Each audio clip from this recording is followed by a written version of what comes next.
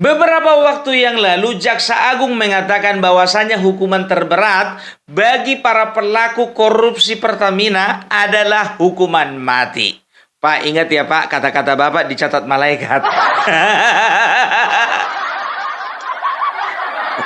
Jangan, kami nggak perlu angin segar, Pak. Bagi kami angin sepoi-sepoi udah cukup.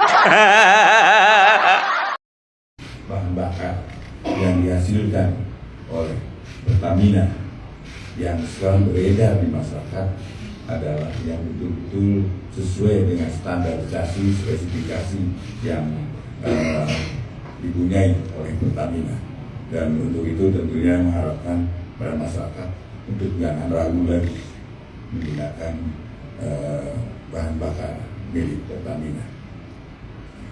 Jadi rilis sekarang adalah masalah bahan bakar yang masyarakat masih meragukannya. Soal nanti perkara ditanyakan nanti khusus dengan jam khusus di Ilmu. Kita akan melihat hasil nanti selesai penyidikan ini. Kita akan melihat dulu apakah ada hal-hal yang memberatkan dalam situasi COVID dia melakukan perbuatan itu, dan tentunya ancaman hukumannya akan lebih berat. Bahkan dalam kondisi yang demikian bisa-bisa hukuman mati. Tapi kita akan lihat dulu bagaimana hasil penyelidikan ini, ya. Serius Bapak, nanti bohong. Ya, jadi ketentuan hukuman mati ini itu berdasarkan ketentuan-ketentuan khusus gitu loh ya. Jadi kalau misalnya ya seperti yang disampaikan Bapak Jaksa Agung tersebut mengatakan bahwasanya kalau ada keterkaitan antara korupsi yang dilakukan pada masa pandemi, maka kemungkinan hukuman terberatnya adalah hukuman mati. Kenapa? Karena pada saat masa pandemik, masyarakat sedang susah cari makan, masyarakat sedang susah mempertahankan hidup, masyarakat sedang susah ya bagaimana caranya lepas daripada bayang-bayang maut ya, ada yang lagi mengusahakan kesejahteraan untuk dirinya sendiri. Jadi ini adalah merupakan kejahatan terbesar. Tapi Pak, masalahnya, kenapa kalau misalnya ada keterkaitan antara COVID, kenapa Menteri Sosial yang kemarin makan uang COVID nggak langsung dihukum mati? Dapat keringanan lagi. Itu namanya nggak adil, Pak. Ya nggak boleh kayak gitulah. Waktu itu kan jaksanya bukan saya. Ya. Betul sekali, betul ya kan. Sekarang pertanyaannya Pak, gini Pak, kalau bisa Pak, menurut kami, kalau bisa jangan cuman kasus korupsi Pertamina Pak. Bisa nggak Pak kasus suap 800 juta itu juga dihukum mati? Ada loh itu Pak, yang sampai sekarang kawannya buron. Kau ngeri kali kau pun. Nyampe ke situ. Maksudku Pak, biar cepat aja selesai. Cepat selesai hidupnya di dunia ini maksudnya. Karena apa? Nggak bisa diam mulutnya. Ya kan, itu pun juga harus dikasih efek jerak. Ya, jadi banyak yang salah persepsi mengenai hukuman mati ini ya. Jadi nggak segampang itu untuk menghukum orang hukuman mati, ya kan.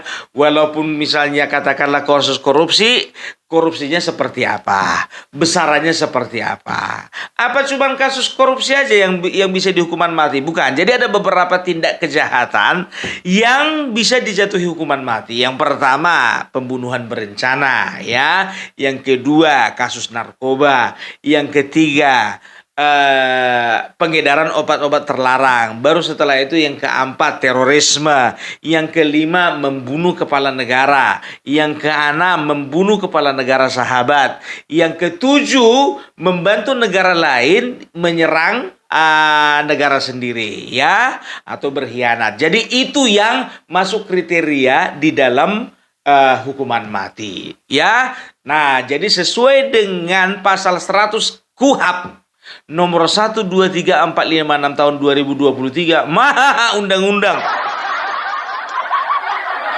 Ngeri kalau udah ngomong pasal. Ya, jadi menurut KUHP ya nomor pasal 100 ya itu dikatakan pada ayat pertama ya bahwasannya seseorang itu dapat dijatuhi hukuman mati ya, tapi ada tapinya ya, tapi diberi dulu percobaan 10 tahun. Apalah gunanya Bung dikasih hukuman mati tapi dikasih percobaan 10 tahun? Begini ya, jangan kalian itu kayak kemarin ada kasus ya kan, yang waktu itu ya yang viral kemarin lah Joshua ya kan, langsung merepet aja itu netizen katanya apa itu hukuman mati tapi percobaan selama 10 tahun. Jadi begini, pasal 1 mengatakan bahwasanya hukuman mati ya bisa dijatuhi kepada seseorang dengan percobaan 10 tahun. Nah, jika selama 10 tahun itu dia menunjukkan perubahan sikap, penyesalan dan lain sebagainya, maka di ayat kedua mengatakan bahwasanya hukuman mati tersebut bisa dirubah menjadi hukuman seumur hidup. Tapi ada ketentuannya. Apa itu ketentuannya, Bung? Ketentuannya adalah dengan keputusan presiden dengan keputusan presiden berdasarkan pertimbangan dari Mahkamah Agung. Gitu. Dan harus dicantumkan pada putusan pengadilan. Tapi kalau misalnya tidak dicantumkan pada putusan pengadilan, hukuman mati ya hukuman mati. Nggak ada tawar-menawar jadi hukuman seumur hidup. Gitu dia. Ya, bisa dia berubah jadi seumur hidup kalau misalnya dibunyikan, dicantumkan pada putusan pengadilan. Tapi itu pun juga ada ketentuan berikutnya, ya kan gitu. Jadi nggak gampang ya memutuskan hukuman mati di Indonesia itu nggak gampang, dan merubah hukuman mati jadi hukuman seumur hidup itu juga nggak gampang kan begitu. Kita udah lihat lah ya bagaimana kasus-kasus khusus, contohnya seperti terorisme, pembunuhan berencana, narkoba, ya sudah diberlakukan hukuman mati karena memang udah terlalu terlalu jahat gitu, terlalu berat kan begitu ya. Opung ini sosokan Pung ngomongin masalah hukum, nggak ngerti kami. Itulah kalian, iya kan? Dikasih tahu A, mintanya B. Dikasih B, mintanya C. Udah sama kayak partai sana. Aduh, jujur aja lah aku bilang ya, aku sangat merindukan ya sistem penegakan hukum di Indonesia itu sama kalau boleh seperti di China. China kan begitu juga kan. Kalau misalnya melakukan tindakan korupsi dengan jumlah atau bilangan tertentu, maka dia layak untuk dihukum mati. Kan begitu. Atau sekalian aja kayak Korea Utara. Jangankan korupsi 193,7 triliun, terlambat datang rapat pun bisa dihukum mati. Waktu tidur di rapat pun masuk, udah datang, tapi karena capek tidur di tempat rapat, bisa dihukum mati. Pilih mana? Mending kan Cina daripada Korea. Korea Utara. Ya, tapi jujur aja lah aku bilang ya, kalau di Indonesia itu kan dikit-dikit HAM, dikit-dikit HAM. Kalau seseorang nanti contohnya dijatuhi hukuman mati, bersuaralah itu Komnas HAM. Hukuman mati tidak sesuai dengan hak asasi manusia. Sesuai ya, memang betul ya, tidak ada hak kita untuk menghilangkan nyawa seseorang. Tapi kan ini negara hukum kan begitu. Jangan dikit-dikit HAM, dikit-dikit HAM. Gara-gara HAM inilah makanya banyak murid-murid yang suka-sukanya sama guru sekarang. Coba bayangkan aja, guru sekarang udah nggak bisa lagi, jangankan jewer, ngomong keras aja sama suami sama muridnya itu dibilang apa? Persekusi. Kekerasan verbal. Makanya guru zaman sekarang jangan diharapkan lagi mendidik. Udah guru sekarang itu mengajar aja, mengajar. Karena apa? Dikit-dikit ham, dikit-dikit ham. Itu dia. Ya, tapi kita akan melihat bagaimana proses ini akan berlanjut ya. Yang jadi pertanyaannya begini, ya. Kan ditetapkan sudah 9 orang. Apa cuman itu, Pak? Kemarin dengar-dengar ada salah seorang menteri ya di kabinet Bapak Prabowo ya, kabinet merah putih ya.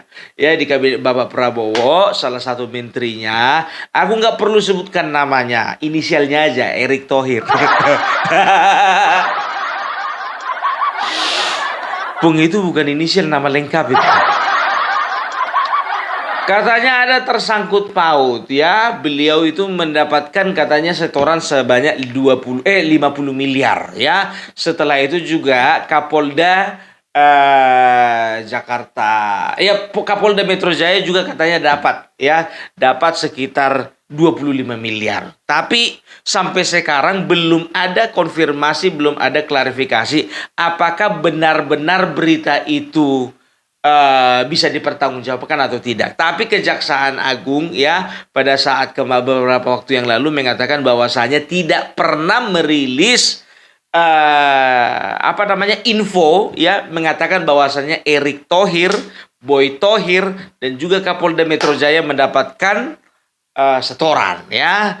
Jadi kita harus bijak nih di dalam memilih dan memilah berita. Jangan kita itu termakan hoax. Kalaupun misalnya Erick Thohir ya terlibat, ya kita percayakan saja sama Bapak Prabowo. Ingat, Bapak Prabowo tidak akan pernah mentolerir apapun yang namanya korupsi. Itu dia ya, jangankan yang 193 triliun sedangkan suap 800 juta aja dikejar. Iya kan? Suap 800 juta dikejar. Jadi nggak ada cerita. Ya mudah-mudahan lah ya, mudah-mudahan kejaksaan ya, mudah-mudahan Kejaksaan Agung ya tidak hanya sampai di sini saja bekerja, karena entah kenapa Opung Parbela meyakini ya akan ada BUMN lainnya yang akan diobok-obok oleh Bapak Prabowo. Cuci bersih. Kemarin PT Timah ya, waktu zamannya Bapak Jokowi ya kan. Sekarang PT Pertamina. Kita nggak tahu ke depannya PLN atau PT Telkom atau Bank Mandiri. Ya kita nggak tahu ya kan. Karena begini ya, kalau bicara tentang BUMN, badan usaha milik negara ya, apalagi yang ada sangkut pautnya dengan hajat hidup orang banyak, itu biasanya akan terjadi penyelewengan, memancing penyelewengan, baik itu penyelewengan kebijakan ataupun penyelewengan anggaran. Karena apa? Karena keuntungannya besar.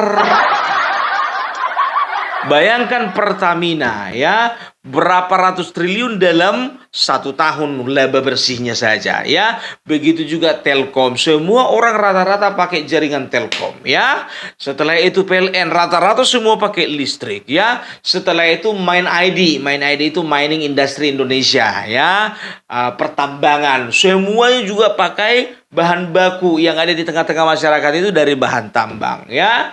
Bank begitu juga sebagai jantung perekonomian Indonesia di setiap negara yang namanya perbankan ya. Itu juga bisa terjadi penyelewengan. Kita tahu sendiri seperti Bank Senturi ya, dan juga beberapa bank lainnya. Jadi bisa dikatakan loh, kemungkinan besarnya pun ke depannya ini bakalan ada penyingkapan. Makanya aku bilang Indonesia semakin terang bukan gelap. Yakinlah kalian, yang gelap itu sebelah sana.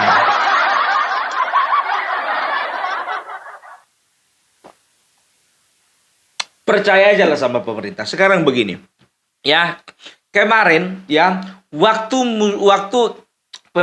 Bapak Jokowi masih memimpin bangsa Indonesia ya, 2 tahun belakangan dia diserang oleh karena masalah IKN. Dikatakanlah dia itu menghisap anggaran, dikatakanlah dia itu cari proyek, dikatakan dia itu menjual negara ini kepada bangsa lain, dikatakanlah dia itu sedang berkolaborasi dengan negara lain untuk menghancurkan bangsa ini. Kata siapa? Amin Rais. Kata siapa? Refli Harun. Kata siapa? Rocky Gerung. Ya, apalagi Rocky Gerung. Jokowi itu sebetulnya dia itu sedang berbohong. Dia katakan bahwasanya ada sekitar beberapa negara yang mau investasi. Ternyata itu omong kosong. Ya, kita tahu sendiri bahwasanya Rocky Gerung itu adalah omong kosong teriak omong kosong. Ya kan begitu. Pertimbangannya kan dibangun IKN itu banyak ya. Mulai dari zaman Soekarno, ibu kota Jakarta, ibu kota negara, sebetulnya waktu itu sudah mau dipindahkan, terkendala. Zaman SBY tidak terrealisasi. Nah, zaman Jokowi, zaman Megawati jangan ditanya. Apa sih yang bisa dilakukan 2 tahun? Menyusun program 6 bulan. Mana bisa? Harus 2 periode dong 10 tahun. Jadi Bapak Jokowi dengan mempertimbangkan juga ya secara histori, baru setelah itu kondisi alam ya dan kepadatan penduduk. Ya, jadi bisa dikatakan Jakarta itu udah nggak layak lagi ya, kalau untuk ibu kota negara itu udah nggak layak lagi, udah terlalu padat, ya kan? Dan itu sangat berimbas ya, sangat berimbas dengan pola kehidupan masyarakat ya. Jadi perlu carikan solusi, yaitu memindahkan ibu kota negara. Ingat, ibu kota negara ke Kalimantan ya. Karena memang beliau yang paling utamanya itu masalah alam ya. Jakarta itu biar tahu kalian amblas itu. Kalau nggak salah per tahun itu 20 cm. Kalau nggak salah ya, kalau salah koreksi ya. Jadi coba bayangkan kalian, setahun 20 cm berarti 10 tahun 2 meter. 2 meter itu panjang itu lah. Sedangkan aku semeter kotor. Coba bayangkan kalian, daratan 16, otomatis kan laut itu kan dia statis dia, ya kan? Nggak mengikuti daratan, dia kan tetap mengikuti wadahnya, lautan. Ya laut tinggi, daratan rendah ya. Kalian tengok aja jalan-jalan dulu ke Jakarta Utara. Itu laut itu sudah mendekati ambang batas ya. Dindingnya katakanlah misalnya 2 meter, udah hampir 2 meter itu permukaan air laut, biar tahu kalian. Itulah mengerikannya ya. Nah, terbuktilah sekarang banjir ya. Coba ada yang bersuara, Rocky Gerung, Refli Harun, Amin Rais, dan semua kutu-kutu air. Ada bersuara nggak? Banjir ini ada bersuara nggak? Komentar nggak masalah IKN? Nggak ada yang komentar masalah IKN kan? Mana ada berani? Walaupun gubernur dan wakil gubernurnya satu naik helikopter, satu naik perahu. Ya kan? Itu dia. Jadi sekarang kebingungan lah, ya kan? Jadi Jakarta, Bekasi, di daerah Karawang ya, itu kebingungan karena memang apa? Karena memang bisa dikatakan ini yang paling parah ya. 2025 ini lebih parah daripada 2020 dan 2016 kemarin ya. Kita nggak bisa menutup mata ya. Kemungkinan besar nanti kalau misalnya dibiarkan begitu saja, 2028 mungkin terjadi lagi banjir lebih parah lagi dari 2025. Coba bayangkan kalian, 3 meter banjir. Itu bukan tenggelam lagi itu, ya kan? Itu udah luar biasa itu. Coba bayangkan kalian, rumah lantai 2 tertutupi. Bayangkan kalian ya. Jadi sudahlah ya, kita dukung saja pemerintah ya. Jadi apapun yang diprogramkan pemerintah itu adalah yang terbaik buat bangsa ini. Ya, jadi menurut kami Bapak Jaksa Agung, kembali ke Bapak Jaksa Agung, Pak. Kalau bisa Pak penerapan hukuman mati itu Pak, ya. Jadi jangan cuma ketentuan seperti itu Pak. Kalau bisa ada ambang batasnya Pak. Katakanlah misalnya ya, kalau terbukti dia itu makan uang negara atau korupsi, 100 miliar saja kalau bisa sudah dihukum mati. Serius Pak, kalau ada 3 pelakunya, tiga-tiganya hukuman mati. Ini sangat bagus ini sebetulnya ya. Kita bisa lihat bagaimana perkembangan negara Cina. Ya, di mana ada hukuman mati, di situ maju suatu negara. Tapi Korea Utara pengen cuelia. Ya, enggak, itu bercandanya itu tadi. Mana pula di mana ada hukuman mati di situ maju suatu negara. Enggak lah, enggak. Tapi memang bukannya bilang apa, penjahat paling sadis itu memang koruptor. Karena apa? Ya, karena memang dia makan uang negara, artinya apa? Uang negara itu kan dari hasil keringat rakyat, ya. Rakyat ada yang kerja di perusahaan, ada yang jual sayur, ada yang tambal ban, ya. Mereka dipunguti pajak satu-satu semuanya itu, tapi dimakan oleh koruptor. Apa itu nggak sadis namanya? Makanya aku bilang, kasih ambang batas, Pak, ya. Kalau bisa 100 miliar langsung hukuman mati, gitu loh, ya. Jadi jangan tunggu sampai triliunan, Pak. Dan juga ada ketentuannya pula kalau ada sangkut pautnya dengan COVID. Kalau nggak ada sangkut paut dengan COVID, jadi nggak jadi hukuman mati. Nggak seru kayak gitu ya. Jadi itu dulu dari hukum Parbelang ya. Mudah-mudahan Jaksa Agung boleh konsisten dalam menegakkan hukum di Indonesia. Kalau bisa jangan tebang pilih Pak, ya dipilih-pilih baru ditebang. Kan begitu, ya kan? Jangan cuma gara-gara kepentingan politik. Tapi enggak lah. Kalau kalau Jaksa Agung sekarang, Ketua MK sekarang, ya kan? Bisa dikatakan ya give applause lah, give applause. Ya. Jadi itu dulu dari Opung Parbelang. Salam NKRI, NKRI harga mati.